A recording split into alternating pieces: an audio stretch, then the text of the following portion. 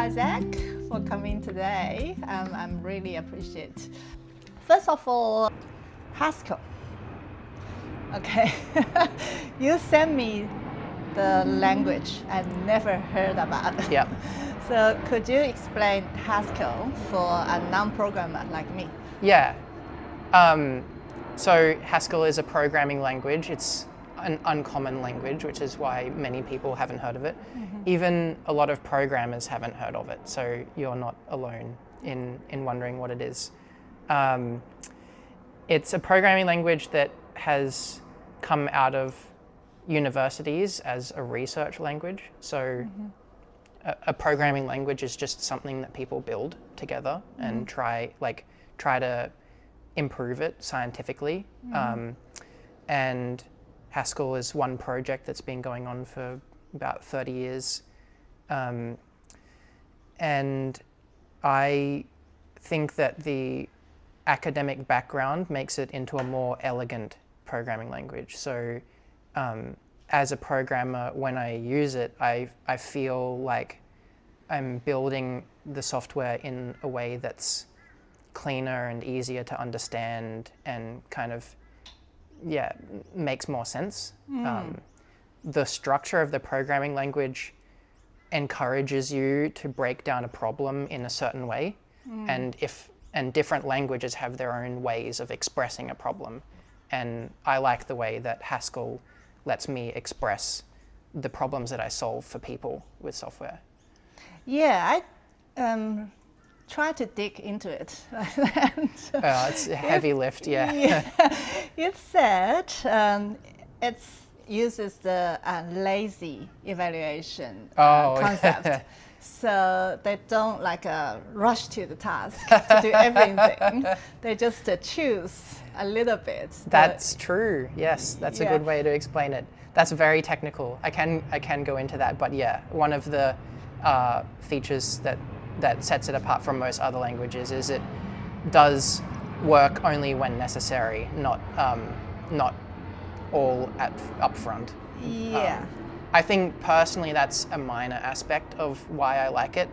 And it's only by sticking to that method of evaluating programs, they had to do a lot of other innovation, and all that innovation is what I like. Is it that laziness will lead to more of the accuracy?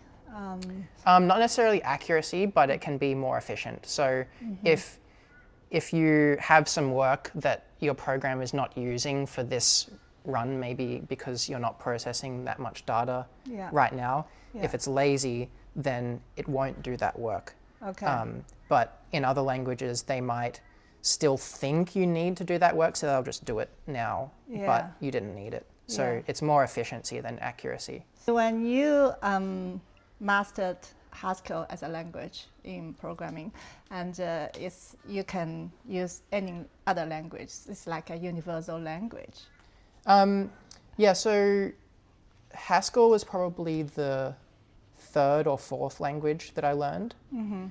And I think that after you learn, say, 2 or 3 programming languages, you can generalize, and then you can learn any language quite easily.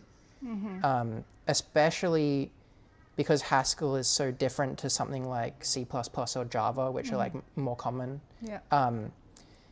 If you learn a couple of these normal languages and then something like Haskell, you've covered such a wide range of how to express your thoughts as code that you've built this extra skill, this really strong logical thinking, systems thinking skill. And then when you come to a new language, you know okay, I need to make the computer do this thing. And then you look for how to do that in the language. Whereas when you're first learning your first language, those two things are you're building the logical skill and you're building the understanding of the language at the same time. They're mixed together. Once we've learned 2 or 3 or 4 languages, we separate those out. And I become a programmer not a C++ programmer. I'm just an anything programmer.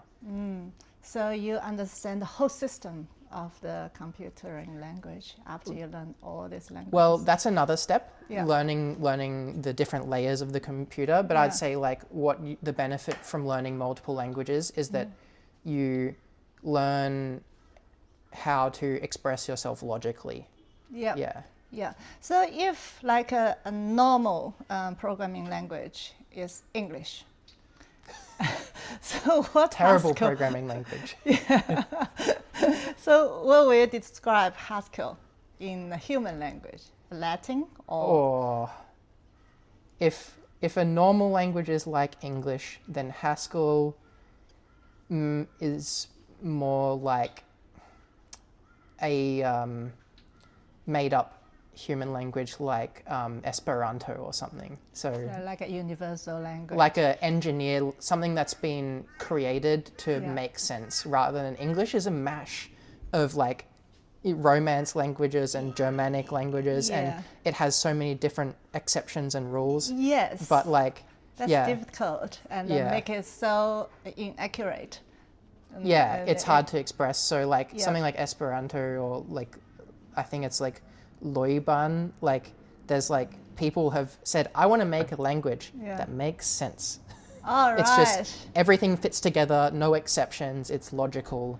So I think So if you write with Haskell, so there's few chance to have bugs. there's fewer, but Yeah. you know, part of the skill that I'm talking about of like logical thinking and then translating that into the computer, Yeah. there's still so much room to make mistakes because the way we're thinking about the problem is incomplete, and we learn more about how to make the computer do what we want by building the program. So, but Haskell in particular, compared to something like Python, prevents a lot of easier mistakes, like mistakes that, you know, the program explodes and then you immediately know what the problem is. You go back and fix it. Like, Yeah. yeah. Yeah. And AI told me it's a very philosophical language and it's a very beautiful language. Yeah, I think it's elegant. Yeah, it's very elegant and philosophical, and in a way, it's minimalist. Yeah. Yeah, so I think, to my observation, your lifestyle is kind of minimalist. That is So true. you keep very minimum wardrobe, like, and then you have a very good routine, and every day you go to the coffee shop at the same time. You go to bed like a baby time, like 8 p.m. So it's really shocked me because in my understanding, the programmer, they just don't eat properly, don't sleep until maybe way after midnight. But how could you do that yourself? How do I do that? Yeah, I do try to keep things simple, like, and that also shows up in programming. Like, I really like simple ways to express my ideas. But when it comes to like staying healthy, I've kind of like I've gone through that phase. Like, I used to stay up till 2 a.m. when I was in uni and like programming or playing video games or whatever, and like, you know, I kind of just had to learn that it's not sustainable in the long run. Like, that for me, it's better to do a little bit of high quality work than it is to do a lot of like low quality stuff. Like, if you're not sleeping properly, you're not eating, you're not exercising, you'll feel bad and your output will be bad. So I think that like I value like quality over quantity. Yeah. So my curiosity is that at what age you suddenly like change from 2 a.m. to 8 p.m. in sleeping routine? I think probably like 22 to 25 is when that started to change for me. Like, definitely the first couple years of uni, like I remember like doing all night work for uni because I procrastinated on an assignment sort of thing. Like, even when I was like 20 or 19. But once I started working, so like I had a 9-to-5 job, and I was like out on my own. sort of like in control of my life and like choosing what I was doing, I really started to pay attention to that. And I also just think like from like 20 to 25, your brain like really levels up. Like it gets, like I remember getting much smarter and more disciplined like in that range. Yeah. And talking about your first job, could you let me know when did you get your first job?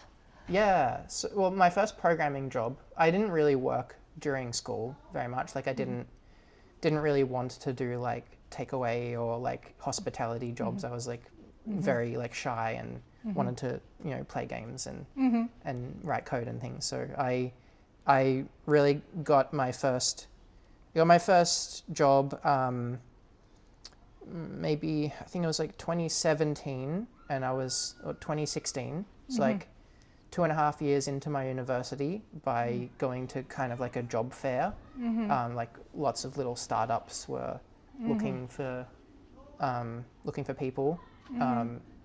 And I just met some founders and they like told them about fun things that I was building in my spare time, and they were like, that's cool, then why don't you come work for us? But yeah, after this first job that I got, I discovered how fun it was to get paid to build things for people rather than to pay lots of money to the university to learn. So I kept working more hours at my first programming job and went to uni less. And then after my first job went bankrupt because it was a startup, most startups run out of money.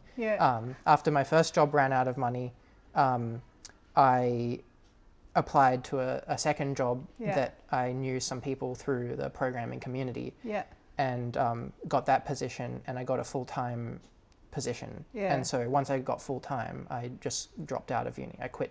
Yeah. All right. When I read your resume, you did work for a very, very high-level company. It's a government company. CSIRO. Okay.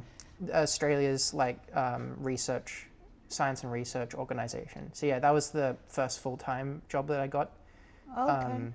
They started a team for basically doing Haskell, like trying to spread the ideas behind Haskell throughout the other programming divisions, because while they're doing research, they also have to build things. So they have an engineering capacity. And Haskell and the broader notion of functional programming was quite prevalent through like the part of the organization that I joined. Oh, that's a kind of top job a programmer can have, right? For a top program. No, not government. Not the government? Yeah, industry. This is a problem. So government and research are vastly underpaid compared to industry. Okay. Yeah. So also because I didn't have a degree, the government bureaucracy doesn't recognize, like I have no qualifications. So I couldn't advance, like I couldn't get promoted. They had to hire me in at a very, very low level. All right. Whereas in industry, it's not like regulated, like there's no awards or things like that. All right. So that's why you left that job. Yeah. I was curious. I was like, that sounds a really good job. And then why you left after 3 years? Yeah. Can't get promoted. Well, actually, I couldn't get promoted at CSIRO, but I moved on to a team that was spinning up a research prototype into a company, and that company was doing award remediation. So if you have to pay your employees a certain amount due to a government award, going through the payroll and then checking whether or not what they are supposed to pay matches what they did pay was really important. So I got to work on some like programming language related things there. So they actually had a custom programming language that they were using to express the payment laws, and then the business analysts would write up payment laws by reading through the award, and then we would run that and process it.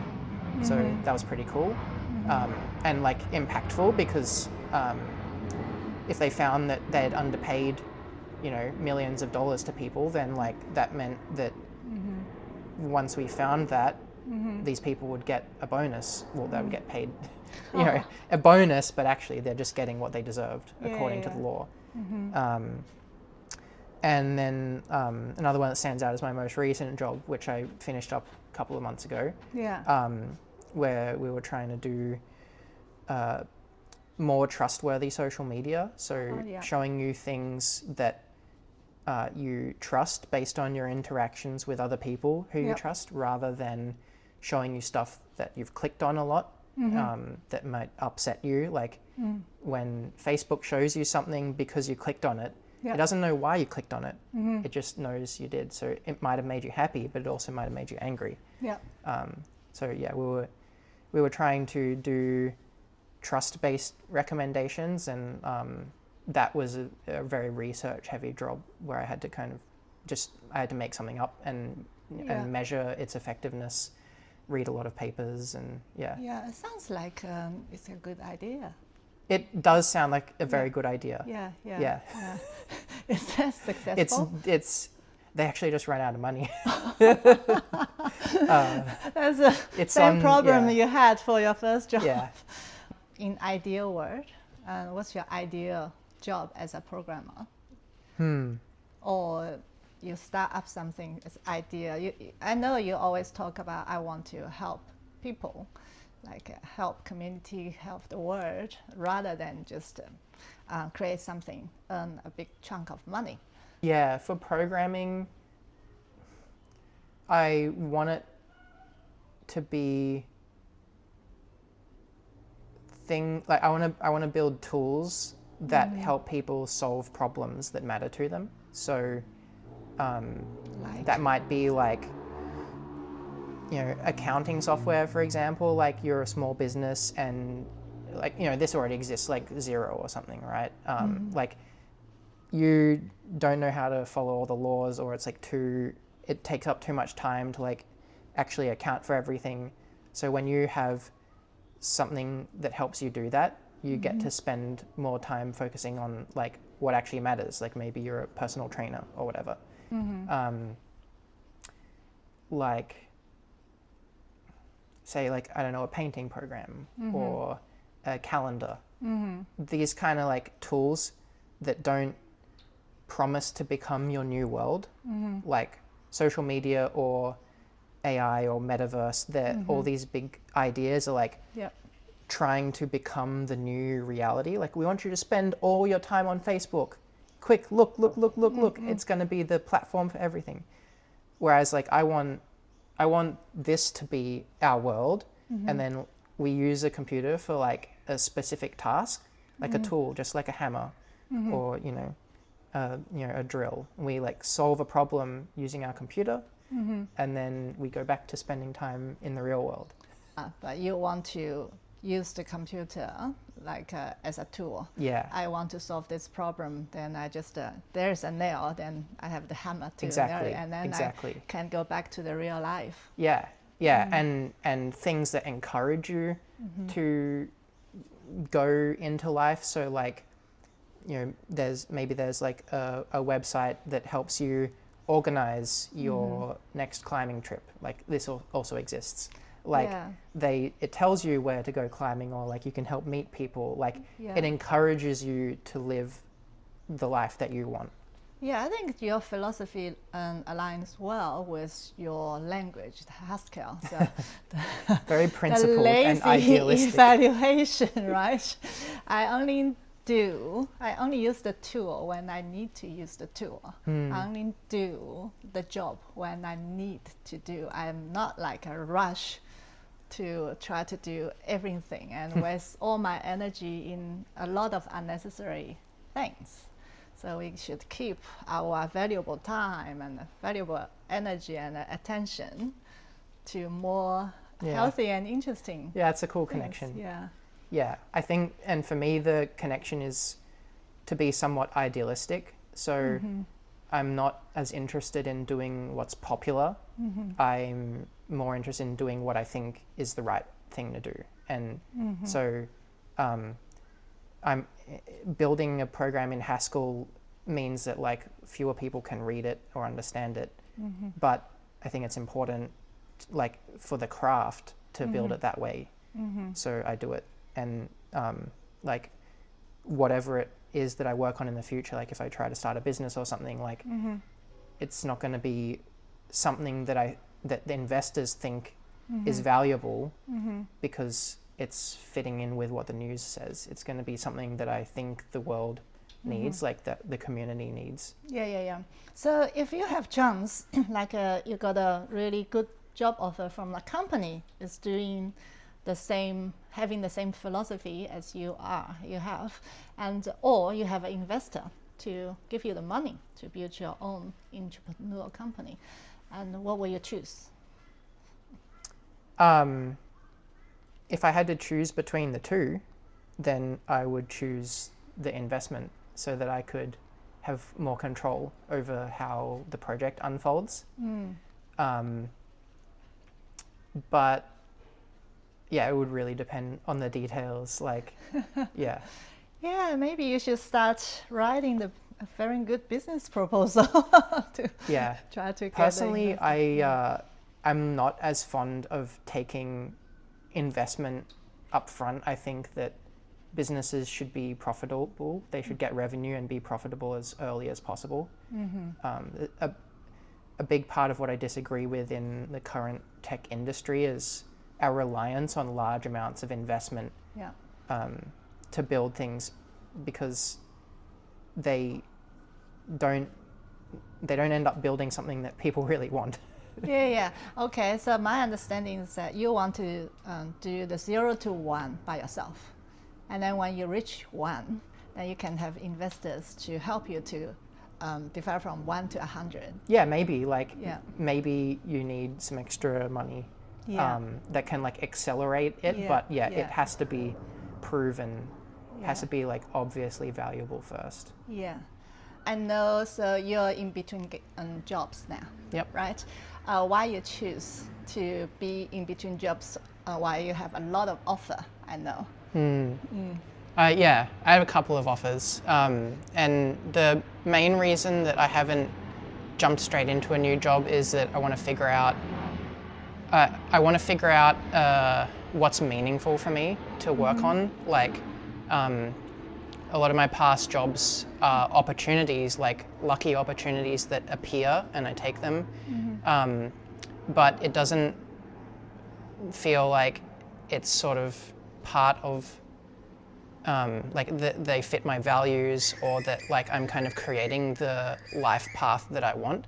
So it's like a river, like taking you along, and it's pushing your boat along. But like I want to kind of like steer a bit more.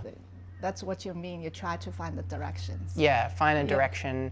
Try to not be ruled by fear. So like, what if I can't get a new job? What if I run out of money? Like those kind of fears make it more likely for me to choose something unsatisfying.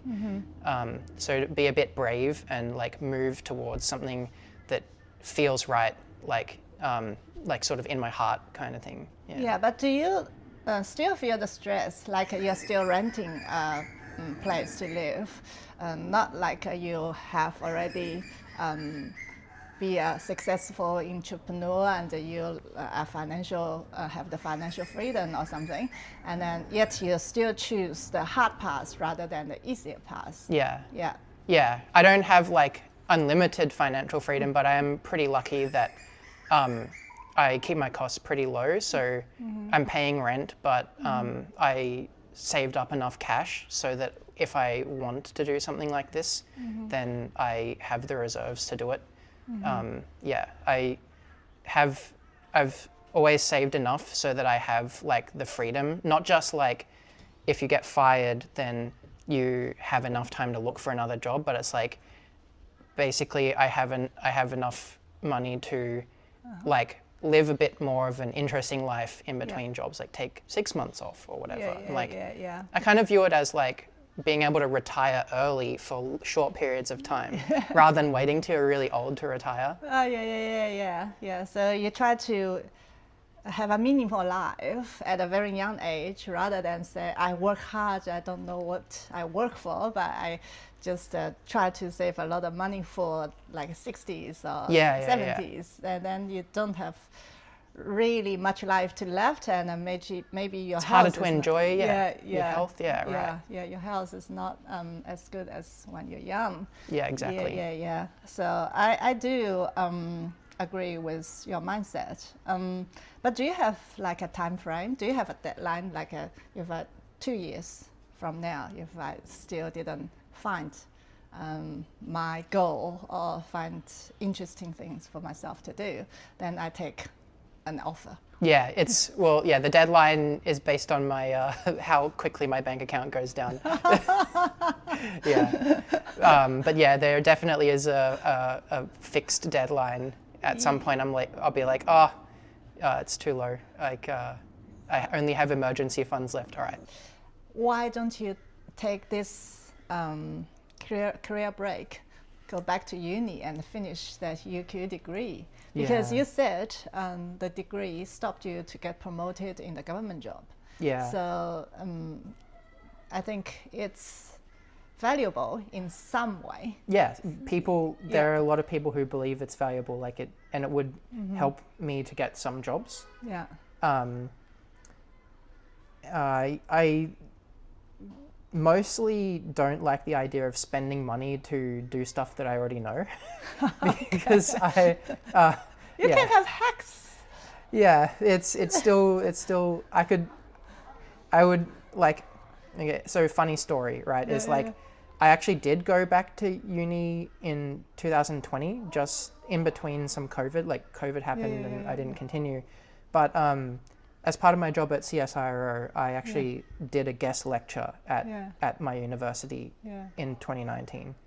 And when I went back to uni, I said, "Hi, I've been working in industry for 3 years. I'm an expert in these subjects which are required for my degree. Can you give me credit?" Yeah. And they said, "No, you can't have credit for this. You've got to do them." So when I went to this course, the professor didn't have time to prepare new lectures, so they gave me my lecture. So I was a student watching my own lecture. Right. That's funny. And that sort of experience gives me like less faith in the value of that. So I paid some amount of money for them to feed my own lecture back to me. Like it's stuff that I already knew. So I would consider going back to uni if I wanted to do research, like postdoc, do a PhD and postdoc. Like there is some stuff there that interests me, but mostly I think that the companies which don't recognize me because of my lack of qualification are not necessarily the companies that I want to work for. If something like a degree is the reason why you will or will not hire someone, for me it is over-reliance on rules and not enough situational awareness. And so I like to be in places where people are thinking for themselves and deciding from like first principles on what's right rather than relying on rules. The rules are really important for large scale operations. I think like smaller businesses where people are more pragmatic is a better fit for me. Can you study for a postdoc before you have a bachelor degree even? I think if you're really special. So I know some people who have gotten honorary PhDs or honorary degrees because of their contributions in industry. Yeah, they just give it to you. You don't have to study for it. Yeah. Because you have to do a really big industry contribution. So like one of the founders of Haskell has some honorary degrees because of his contributions over the years. Okay. Yeah. Will that be one of your goals? I think more so the goal is to make a useful contribution rather than the outcomes. I think those contributions speak for themselves. And if you get like a nice degree or something, that's like a bonus. But the reason you got it was because you built something that people liked. Are you familiar with the concept of 卷,内卷? 内卷, yeah. Yeah. Involution. Yeah. Yes. I don't understand the English translation of it, but my understanding of 内卷 is like it's very competitive.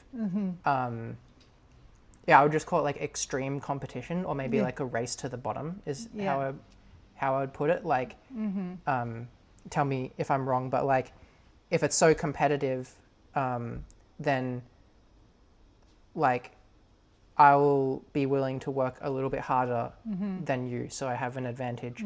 But you see that, and so you'll work harder than me, and then I'll work harder than you, and then the next thing we know, we're working, 九九六, or like, I know 九九六, but it can get worse, right? Like we'll just keep working and working and working, and never have time for ourselves. And then like the other direction is like, well, one way I can be competitive is if I charge less money than this other person. You'll hire me. Then they see that and they charge less money than me, and we're racing down. Like we're working harder and getting paid less. And what is the end result? There's no benefit. Yeah, the end result is, I don't know. Yeah, it's like they said sustained. it's like a theater effect. Like you are in the theater and everyone sit comfortably there to watch the show, and suddenly some people stand up. They block your view, and everyone has to stand up. Yeah. And then everyone loses the comfortableness. Yeah. Now everyone's uncomfortable together. Yeah. Exactly. Yeah. But you don't really get a better view. Exactly. Than like sitting down or sitting down. Yeah. So this is where one of my ideals comes in that I don't. If I'm in the theater and everyone's standing up, I'll still sit down, because if everybody sat down, we would be better off. So I think we need to be making the decision that would benefit everybody if everybody else did it. And that might come at a loss for me, but that's the only way that we can beat 内卷, is that we have to be willing to lose for the benefit of everyone. Okay, if in the theater everyone stand up and no one benefits from it, and you want to be the first one to sit down, and hopefully other people see you sit down and other people follow suit. Yeah. And the more people sit back down, and then people can get benefit from it. Yeah. Stop the 内卷. Yeah, because the only way, like, everybody's making their own personal decision. Yeah. And so if my decision is I'm going to try and win, and everybody does that, it makes the situation worse.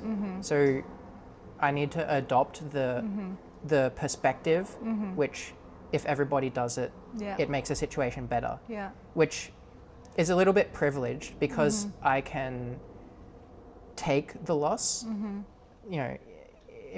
If you can't afford to feed your family, then you compete for your job, because otherwise you'll starve. Yeah. And so it's privileged that I can do this, but like, yeah, I think that we need to be doing the action that scales, even if it doesn't help us win in the current environment. Yeah. And in China, the programmers, they have like a benchmark for 35 years old. So they said if you're over 35 years old, and then it's hard to find a good job in the big companies. So in Australia, we don't really have that for programmers. I don't know. Yeah, some of my colleagues are starting to get there, so we'll have to see. I have colleagues that are over 40. I do have a sense that like younger people are preferred, maybe, but that might be like once you're getting up into the 50s, like 50 years old. But yeah, it just strikes me as a really silly practice because at 35, you have like 10 solid years of experience. Yeah. But if you want to build really good things, then you need more experience than that. Yeah. So if you're firing people who have 10 years experience, then you're never going to be able to build something that like lasts for more than 10 years. Like you're always using somebody with limited experience rather than like if you have a 50-year-old programmer, they have 25 years of experience. Like that's a lot more. Like we need to keep these people around so they can like help us stop making the same mistakes. I guess another way to put it is that if you fire people when they're 35, you'll make the same mistakes every 10 years.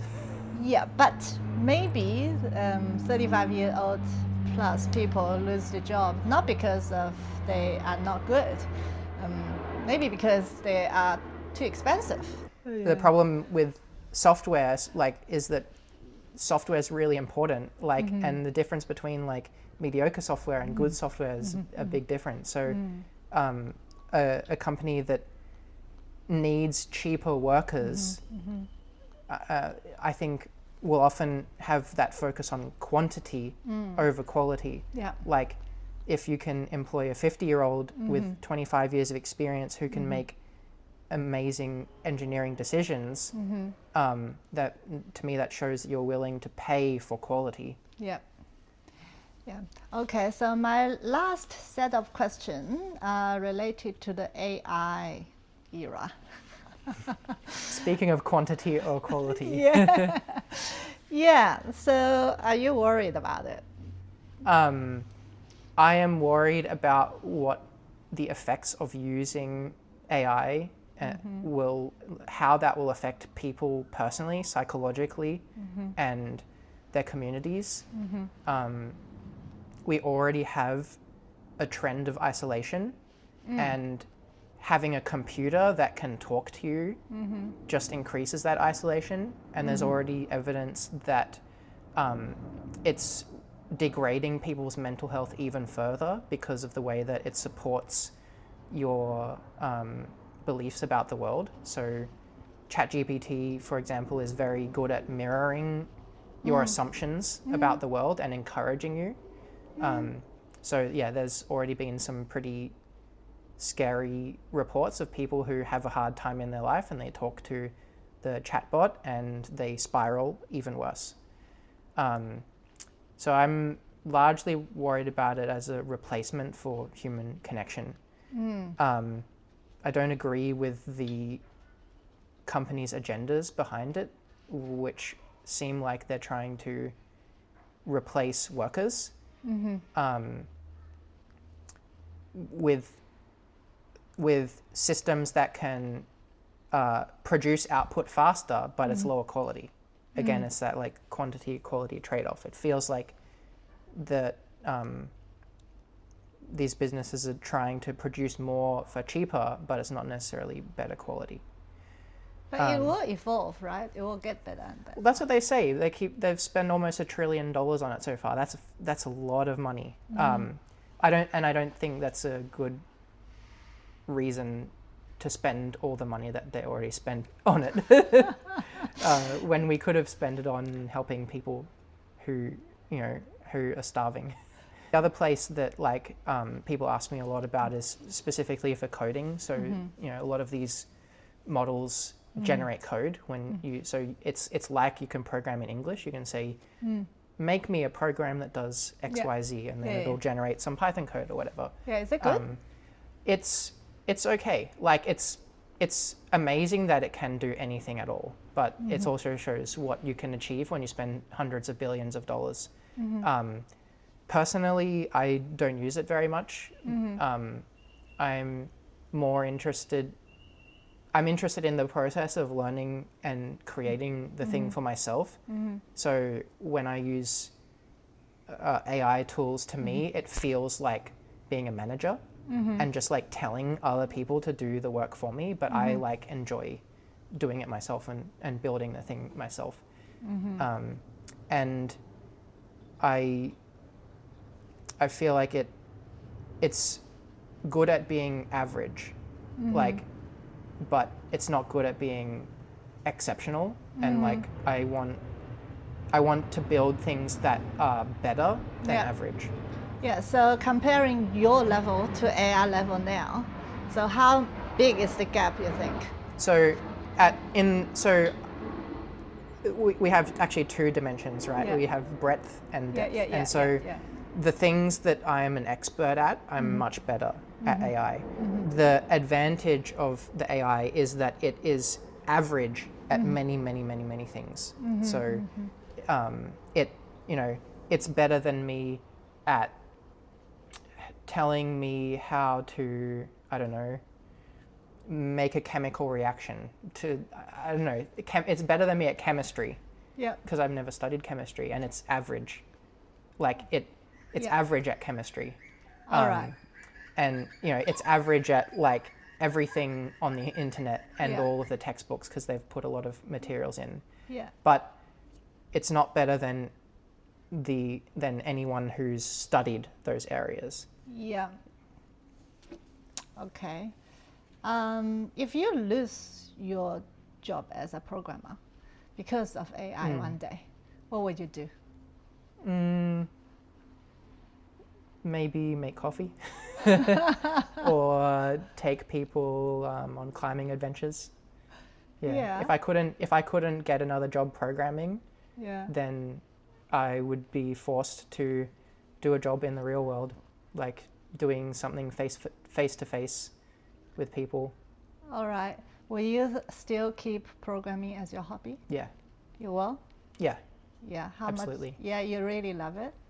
Yeah, and I like, it's the same with people who enjoy working on their cars or have a workshop for doing woodworking or whatever. Like, you could go to IKEA and buy a table, but it's a little bit ugly, it doesn't fit your house or whatever, and so you go to your workshop and you build your own table with a nice piece of wood that your friend cut down or something, like, and it fits your house really well.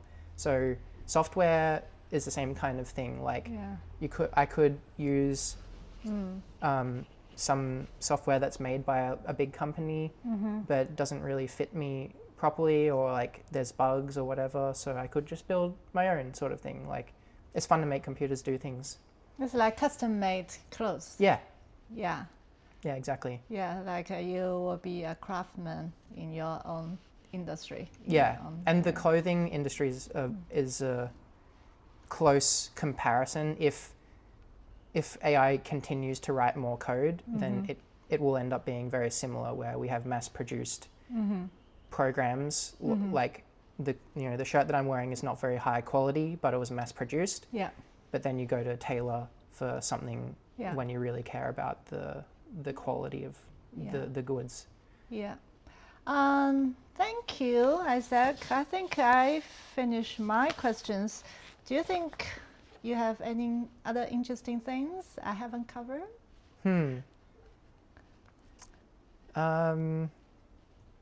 Nothing stands out.